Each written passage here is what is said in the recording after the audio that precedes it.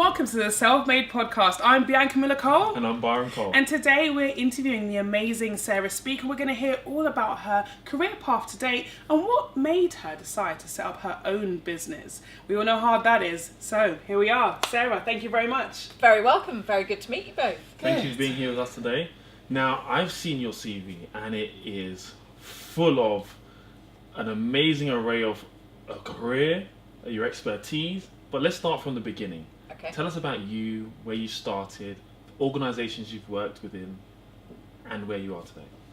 So I graduated what now feels like a million years ago with a bucket load of student debt. Yes. And thought, as is familiar to many people, and thought I really need to get a job speedily. And as part of my degree, I'd studied marketing and psychology. So I was really, really intrigued as to what attracted people to particular brands, particular products, particular behaviours. And I knew innately that I needed to do something commercial. I didn't know what that looked like, but I thought I want to work with people and I want to do something commercial. So I was living in Scotland at the time and I hopped on a, I think, 8-hour bus journey to London. Wow. And over a 5-day period, did about 15 different interviews with a combination of recruitment agencies and then potential employers. And the bulk of commercial roles at that stage were with media owners. So people publishing in the main magazines. And actually I was offered a job on day 5, so hopped back on said bus, accepted the job and moved immediately to London and kicked on a friend's floor. And my parents were horrified at the time because they were on holiday in Australia. Okay. So in the 3-week period of their holiday, I had found a job. Found a Found job a and job. moved, House. relocated. left home, relocated to a completely different city. Yes. So that first job was in classified media sales, actually. So at the coalface, selling classified ad space to small businesses. Okay. So really focused on SMEs. Yep. And this is door to door, on the phone? On the phone, all on the phone Okay. initially, here in fabulous Soho. Okay. With an amazing graduate training program, actually. And there are still some of the behaviours and the rules that I learned then about being a good salesperson that I still use today. Give us a couple So before it was we move on to the invaluable. rest of the story. Give us a couple of those. First thing, listen. Yes. And don't be scared of silences. Yes. I mean, those are like the two, the two gems put it in out this there sales and just scenario. wait. Yeah. And for an extrovert like me, that can be quite tricky sometimes. So invaluable training, and I had a really fascinating conversation about 2 years into that organisation. Had a fascinating conversation with my then boss when I'd already been promoted to become their first international salesperson. And my boss said, Sarah, I think you need to get better at networking. Another piece of advice that I still use today and I still use with people that I mentor and coach. And he said, in fact, why don't you start tonight, because we have an industry event that we're going to. And the publisher that I was working for was in the IT sector. So the prospect for me of being one of the very few women in a room in a tech-bent industry with very senior men, I found absolutely terrifying. But I thought, I'm going to take his advice. I'm going to network better. And in fact, networked so well that I got headhunted. Oh, So gosh. then went on to my... At the event? At the event. Oh gosh. So your then- boss sent you to? Yes. Okay. Oh goodness. So Did you he leave? regrets it to Yeah, this I'm day, but still continues to wish me every success, which is very lovely. So I went from one IT publisher to another. In the second was travelling a lot, learning significant amounts, and selling to customers like Philips in the Netherlands, like Dell, like HP, so lots and lots of tech organisations, mainly large international organisations. And in fact, did that for 5 years and got to know the Philips client so well that their agency called me and said, we're embarrassed to say you actually know our client better than we do. How do you fancy coming agency side to run the account from our side of the fence? And by the way, can you do our marketing and new biz, because we know you've got marketing experience. Okay. So I did that for a couple of years. Was delighted because it meant I beat my little brother in a bet that we had as to who could become a board director first by the time they were 30. All right. So You won. I won, and we still joke about that. Yeah. So my early career was very, very much more sales centric and very much working in the tech sector. So I've always been really, really excited by all things tech related and the degree to which technology enables us to behave differently, access different information, clearly never more so than now, which terrifies me for my children. Sure. Fortnite addicted as they are. Oh wow. So I'm hearing about this Fortnite. I know. Yes, It's a game. I feel like we should play it so we know what people are talking Yeah, about. I wouldn't recommend it. No? Wouldn't Okay. Well, no. Okay. Maybe that's just me. So I was then made redundant from the agency and thought, well, I don't need to rush into getting another job, so I went skiing, which is a big passion of mine, and then actually returned to the first organisation I had worked for to become their overarching international sales and marketing lead. So again, working in the tech sector. My first child was born during that stage and unfortunately died, which has given me a very very, very different perspective on life and work, as you can imagine. And then I got pregnant with my second child very, very quickly. So while I was on maternity leave, just prior to him appearing, I had a call from a headhunter. And it is a call I will never forget, in that said headhunter said, hi Sarah, there's a big technology firm really interested in you coming to run their technology sales division. Can you send me your CV? And I said to this chap, I'm really sorry, I don't think you've done your homework. I'm about to have another baby in 2 weeks' time.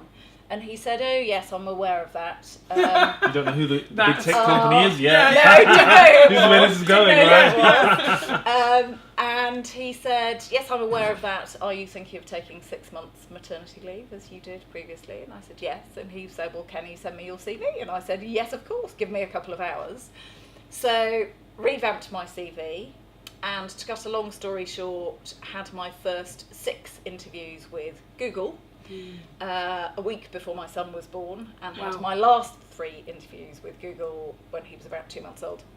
So 9 interviews in total. 9 interviews in total. And that hasn't changed apparently from people I speak Really? to. Well, it depends. Oh, really? It depends. But on the level that you're going in at. Exactly. It's So normal. one would expect Yeah. from that kind of organisation, where there clearly needs to be a very good cultural fit, to have a level of rigour around the interview process, although we did change it after I joined.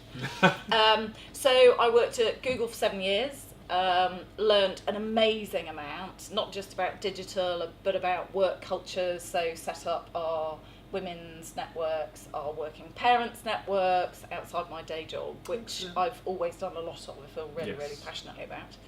And then my lovely boss at Google at the time promoted me while I was on maternity leave 2 years in with my daughter.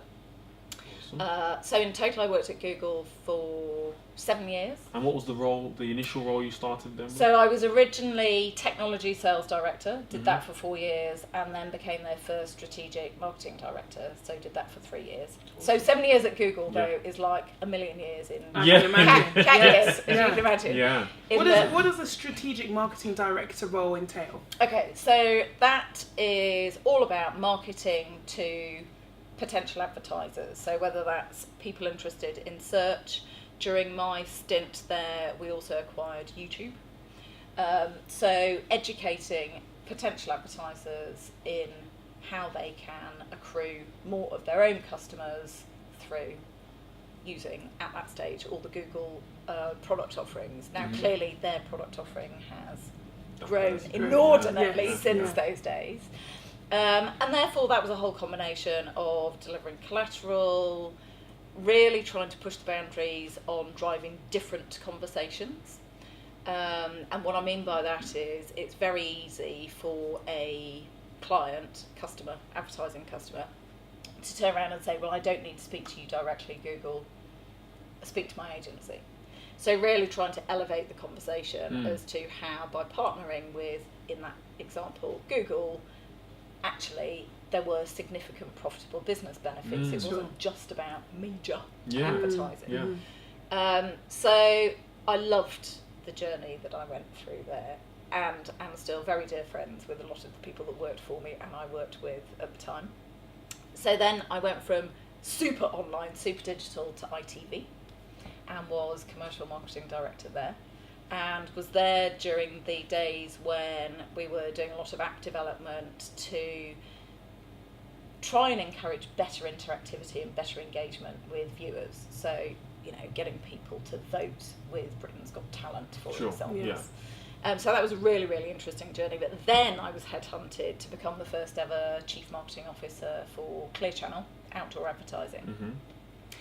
And I was really torn in that decision, thinking I loved working in telly, I loved working at ITV. What made you go from Google to ITV first before we transitioned to Clear Channel? What was the turning point for you after seven strong years? 7 year itch. Okay, fine. Ready to do something. Ready for a new challenge. Ready to do something different.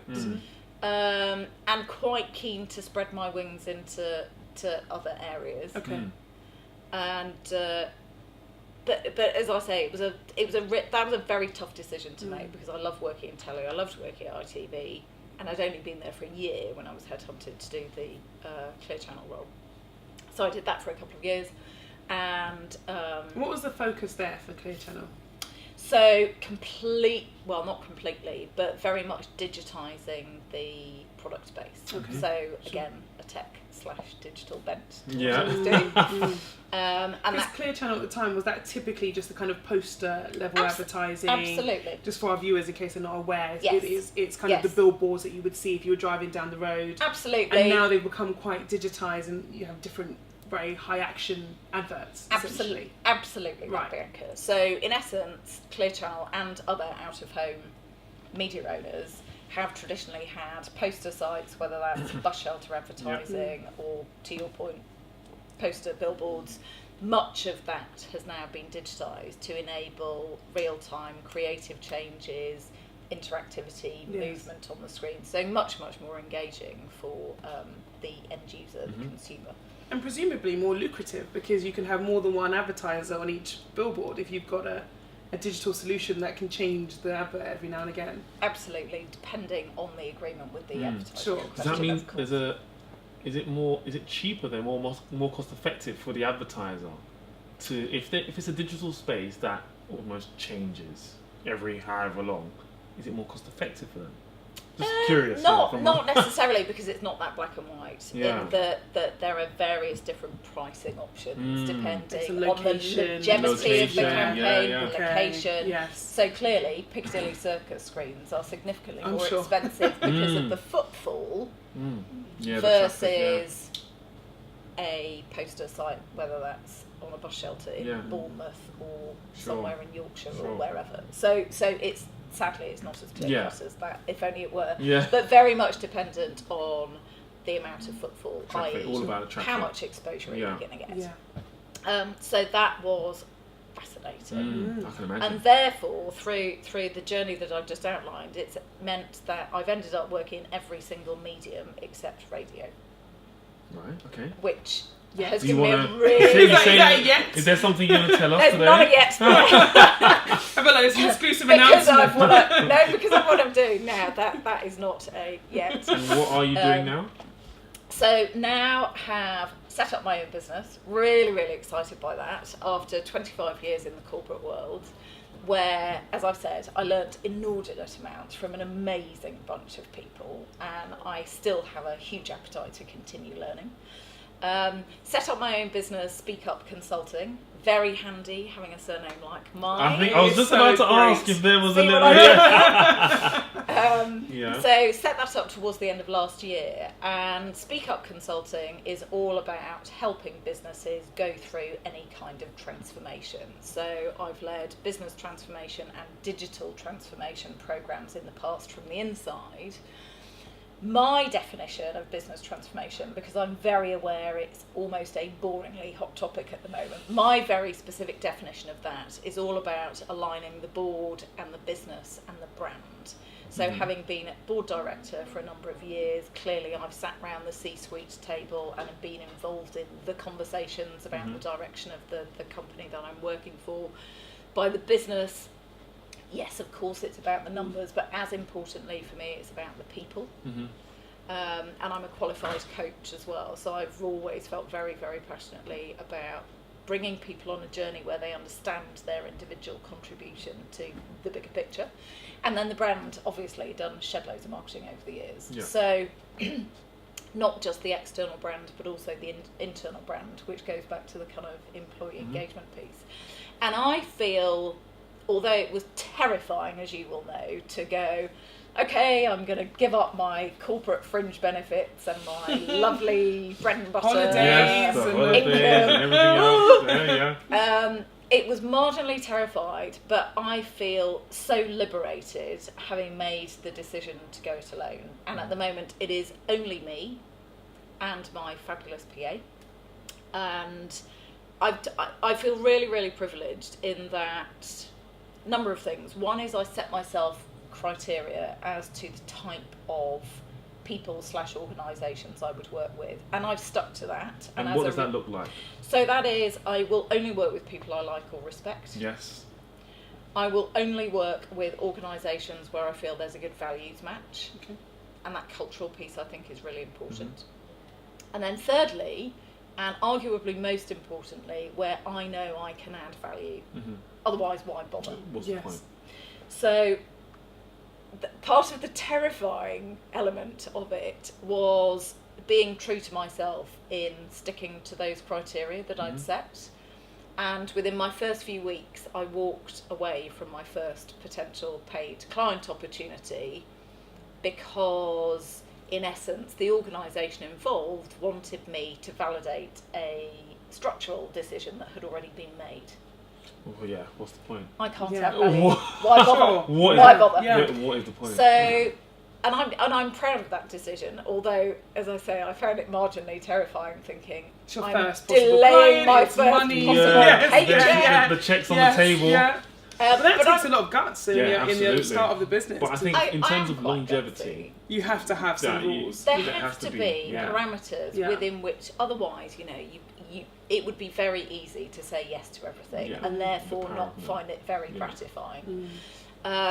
So what's fabulous is, having stuck to my stay good at networking, I've spoken at lots of events over the years, I've networked at a lot of events, I've kept in touch with lots and lots and lots of different people in my various networks, and actually, as a result, find myself in a situation where every single client I'm working with is somebody in my network. Everybody, without Excellent. so while we're exception. talking about networking, Yes. it's a topic we talk about a lot. It sounds like it's worked well for you. Yeah. How do you network? What advice would you give to people who are a bit worried about networking Yeah. or they're doing it alone? What would you say to them? I would say, imagine meeting a complete stranger in a pub. How would you embark on a conversation with them? Okay. And then let the silence You've reign been in sales. while I'm they going to come back to think. that soon. And actually say, well, why wouldn't you apply exactly the same rules? The content might be different, but apply exactly the same rules as with But some any people work would event. never walk up to someone in a pub either. True. So in that case, my advice is, I'll give you an example. So if you've been at an event, perfect ammunition, because you've already been fed lots of opportunities to engage on a level with somebody within a conversation where you've already shared an experience. Yeah. You may not have sat together, you may meet over the coffee break, but actually my advice there is introduce yourself and be the one posing questions, because then the onus is on them to do the talking, Yes. which relaxes you if you're a bit angsty about Yes. meeting a stranger or you're very introverted. Yes. And I think that helps put people at ease, because they then subliminally realise that actually it's just a Just it's a just a conversation. conversation. It's just a chat. Yeah. Yeah. It's no more complicated than Yeah. that. Yeah.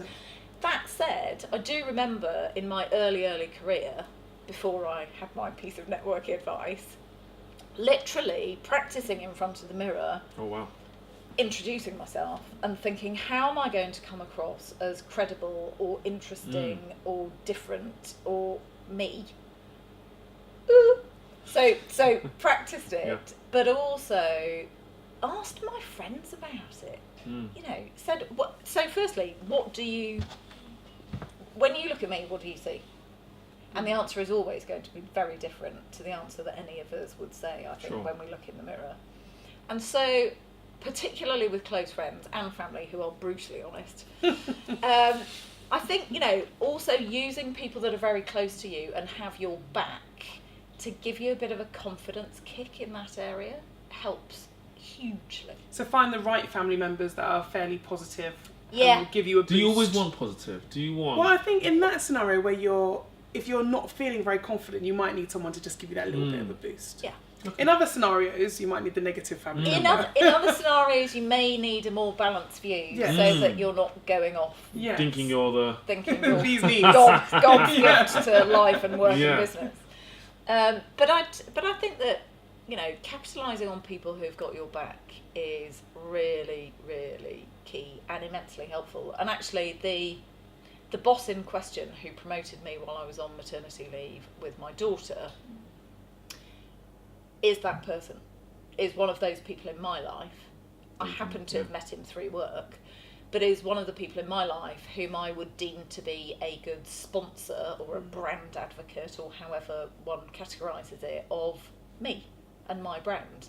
So, you know, during those days, if I wasn't in the room, he would be able to talk about me and you know, promote, suggesting me in various different roles or whatever it may be. So whether it's in or outside work, I think capitalising on people who can help and genuinely are motivated to help you, not for any ulterior motive, because they genuinely have your back. And how have you found that transition from going from, or what has been the most difficult thing from going from that corporate world to now that entrepreneurial route?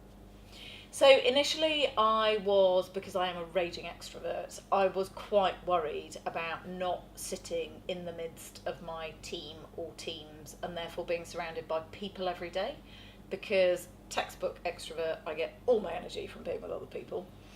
And I was very worried about that. So the biggest transition for me, I think, was working out how I could tap into elements of that, or the equivalent of that, and I very much found that through working in clients' offices and being parts of their teams.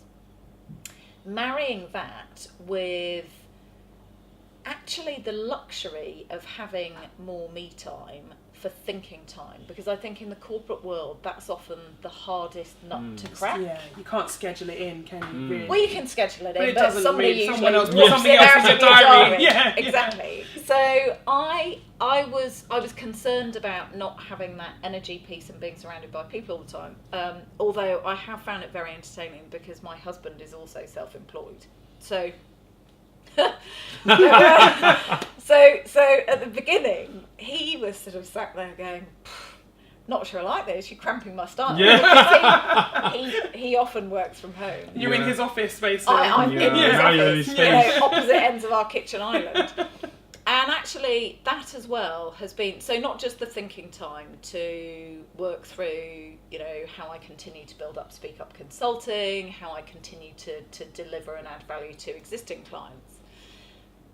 But the flip side is, if we both happen to be working from home, we can go out for lunch together and I can see my kids more. Yeah. And so actually having significantly more control over how my week pans out, I love. Yeah.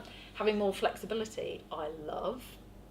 And actually, if I think about the work I'm doing now as an entrepreneur and a newish entrepreneur, although I think I've always had quite an entrepreneurial way of tackling things, is I'm now doing a really lovely combination of non-exec director work, transformation consulting, and mentoring and coaching. And I think that latter piece is really difficult to commit to to the degree that I've always wanted to if you're in a corporate role, because yes, you can deliver that for your team and the individuals within your team or teams. It's really difficult, I think, to find additional time to deliver that for other people in the business or other people in the industry. And now I get to do that and get paid for it. Yes. Which is really, really great. Yeah.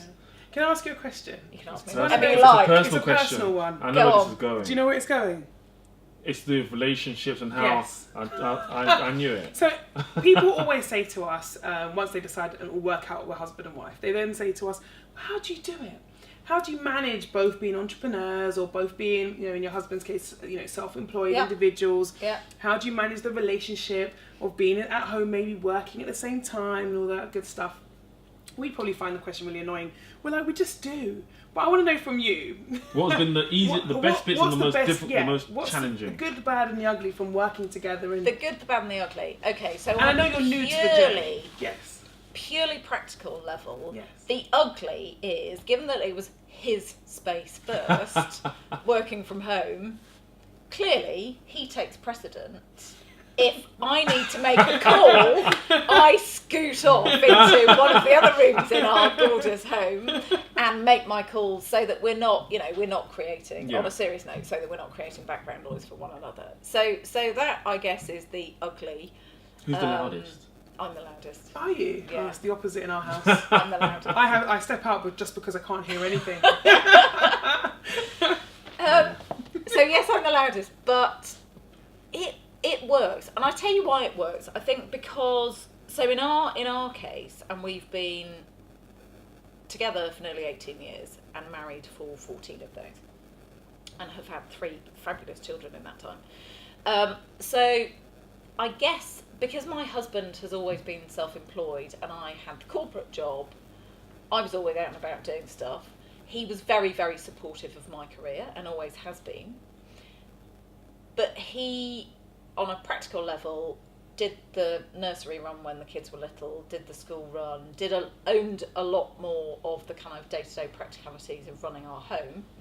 I did all the birthday parties and all the other stuff that often, sadly, falls into most mothers or women's laps. And I think actually what we're finding now is a much better balance, because we are there face to face together in the mornings rather than me flying out of the door and him doing his thing. And actually, therefore, we have many more conversations about, well, what are you up to today? Oh, that sounds really interesting. Rather than who's getting dinner, Sure. Which can be slightly more chaotic, although I am an anally retentive forward planner, which helps. So I guess, we just do it, is one answer to your point, because, you've committed, in your case, you've committed to be married but be business partners. We're not business partners, but we're very, very, very supportive of one another's careers, and we both want one another to succeed as individuals. And it's not too much time together? No, I love it. So far. I'll check in again in a year. So again, another kind of, I guess, fairly personal question. Being a woman who has been an executive, a board director, now an entrepreneur, what has that journey been like? And what would you say to other women who want to follow maybe a similar career path or want to lean in and take that step up? What would you say to them? Quash the inner voice. Okay.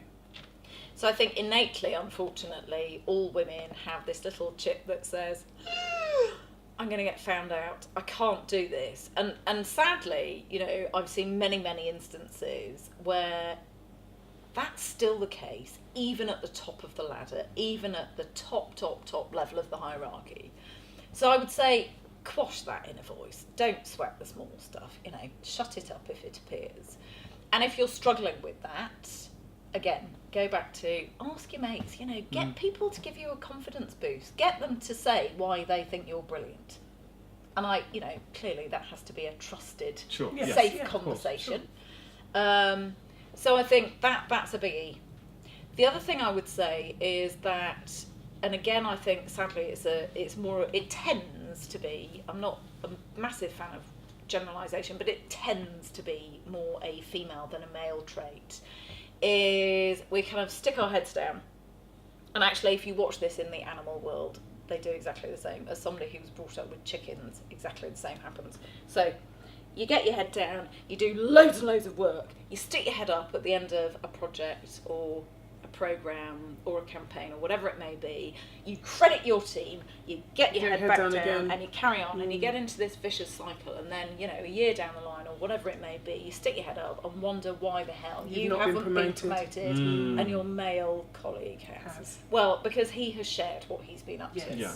And actually, I think the female view of that behaviour being seen as crowing, so my chicken example, is unfortunate, because actually, if you couch your successes in a business context, that's not crowing, that's just sharing information, for heaven's sake. Yeah. So I think we get wound up in not wanting to be seen to be sort of beating our chests and blowing our own trumpets. So I think that's one to watch. And the other thing I think is fascinating is that innately, again, unfortunately, I think we do most things at 150%. And we get knackered. Yeah, you're right. And actually, and again, it's a piece of advice I often give to people I mentor and coach. Try doing things at 90%, not 150%. And you know what? The only person who will notice the difference is you. And it's true. Yeah. So, you know, when you sort of go over and over and revisit and redo and tweak, and nobody else will notice. Perfection. Yeah. And actually, you know, working life and balancing all of that stuff has to be an iterative process through which we learn. Yeah. The other thing I would say is it is possible to have it all, but make bloody sure you've got a decent support network around you. Yeah. In my case, we've never had nannies or au pairs or anything, so that is back to the dream team double act that my husband and I are. Because it is possible. The way I think I've dealt with that is I kind of compartmentalise everything. So if I'm in my work box, I'm in my work box. If I'm in my family box or my gym box, whatever it may be. And I've found that immensely helpful to me personally. Maybe that's just how I tick.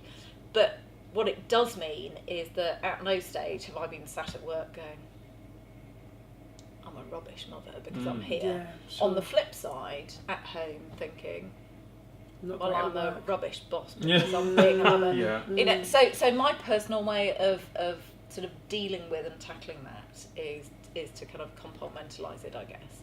But ultimately, women are flipping brilliant multitaskers. I agree. So I was with you on the flipping brilliant. I didn't know you were going with the multitask bit. But could have stopped. Yeah, you could have stopped Could at have flipping stopped brilliant. there, Yes. Yeah. So I think, you know, what, and on a really practical, tactical level as well, the other advice that I would give to women and men is don't ever be the first person to respond to an email, particularly if it's a group email.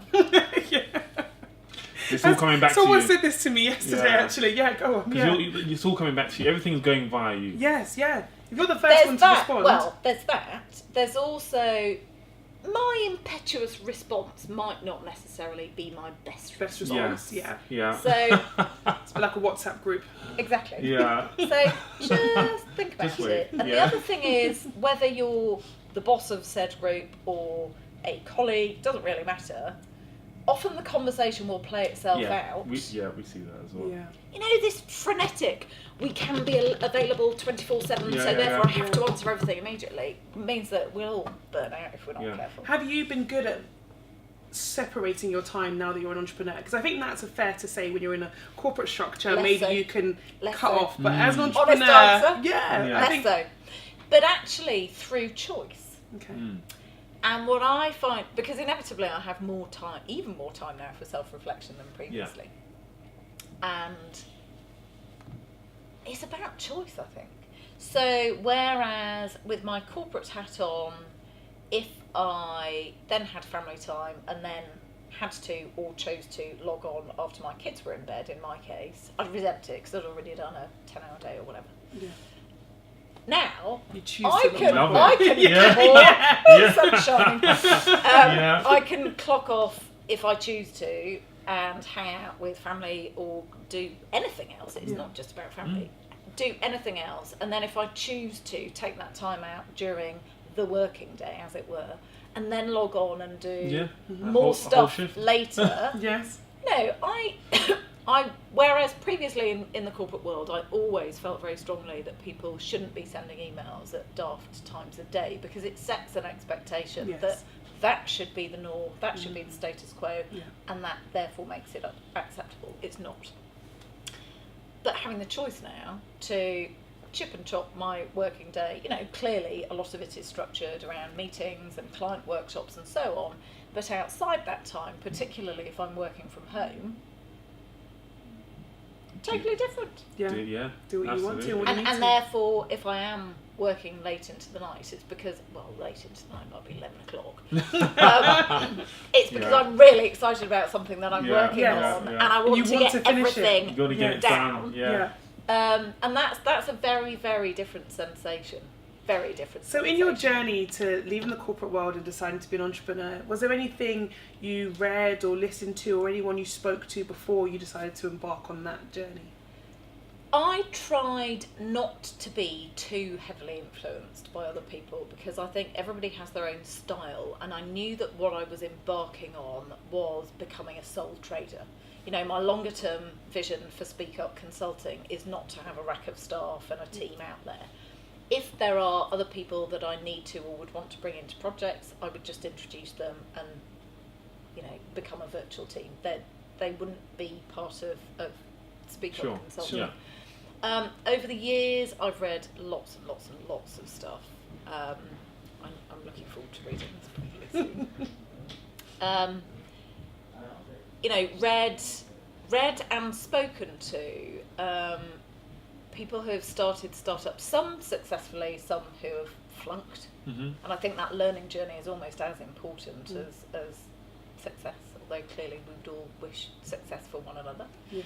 And then actually looking at the learnings of what used to be little startups who are now whopping great corporate global organisations. Yeah.